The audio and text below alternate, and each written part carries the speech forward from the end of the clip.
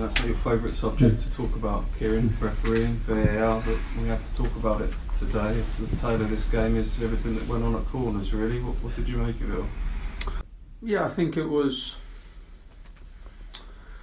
two teams being physical in the box, both looking to work blocks, both being physical, and for me the VAR in general, look, we won't have it next season as a club. I've spoken about it earlier in the season. I don't think it's adding in its current guise. I don't think it's adding to the game. Of course, there's some benefits to it, but we've had quite a few games like that this year. We had it 2 weeks ago at Newcastle, where the game's been stopped for 2, 3, 4 minutes to look at marginal calls that you can never say are clear and obvious. It was clear and obvious. It could be looked at in 3-4 seconds and say it's a decision or not.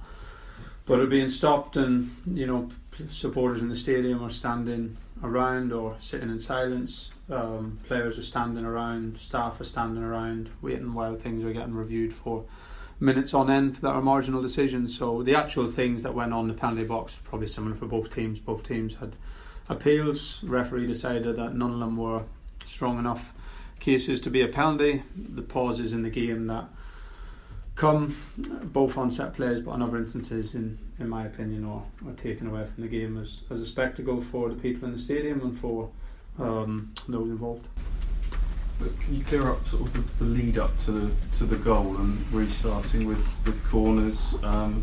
It's been explained that the potential foul was while the ball wasn't live. Is that something you've spoken to the referee about? Or?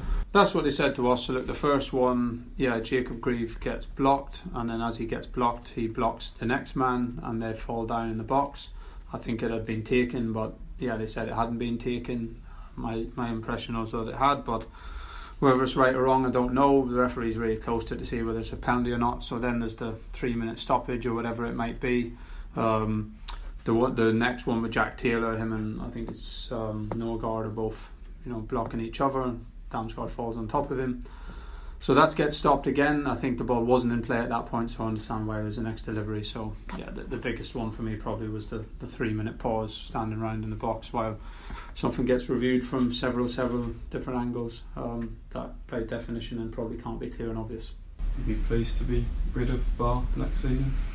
No, look, again, it's not. I don't want to sound like the manager of the team who lost or whose team are getting relegated moaning about VAR, because it's not that. I can give my opinion on it. I have early in the season. I understand what it's due to give, but I think it's taken away in its current usage. I think it's taken away more from the game.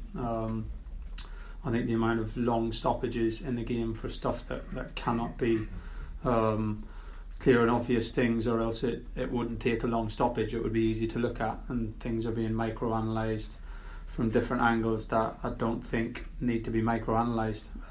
That for me takes away from the game involvement in it and from the involvement for the spectators. I can understand there's a purpose for it. Sometimes you look at games at the top end of the championship or playoffs, and there's a decision that is so absolutely brutally clear at a big stake game in a championship final or a championship semi-final that if somebody can see it and correct the referee and say you've made a mistake because it's so clear that 100 people out of 100 would see that, then I think there can be a purpose for it. And with the financial and sporting things at stake, I can understand the purpose for it, but the micro-analysis of every situation, the stopping of games for long periods, what I think now is teams being very good at pressurising the referee into looking at things on VAR and refusing to start the game until something's been looked at on VAR. I think these things are, having been in the league with VAR, without VAR, I was in it for the first year there was VAR, and seeing where it's at now, I think in its current guise, I think it's taken away more than it's given.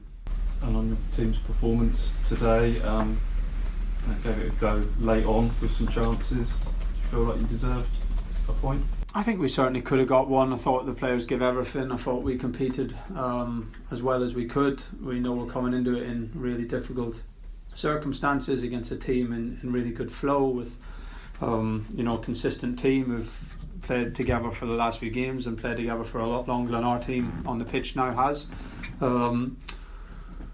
So I thought we competed well. Of course, the first goal is big in these games, and you take out the other instances, it's a good set play from Brentford, and they've done it terrifically for a lot of years now, and we have to learn and work to improve.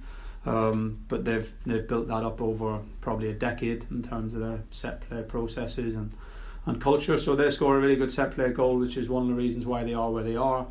I thought we managed the difficult bits of the game well, better than we have in the last few home games. I thought when the game was getting away from us, we didn't lose our heads and go chasing it. We managed to stay in the game, which has sometimes been a little bit of a problem in the home game. So we managed to stay in the game, and that's something we spoke about, because you'll get a chance to push for it late on if you don't let it go to 2-0 or 3-0.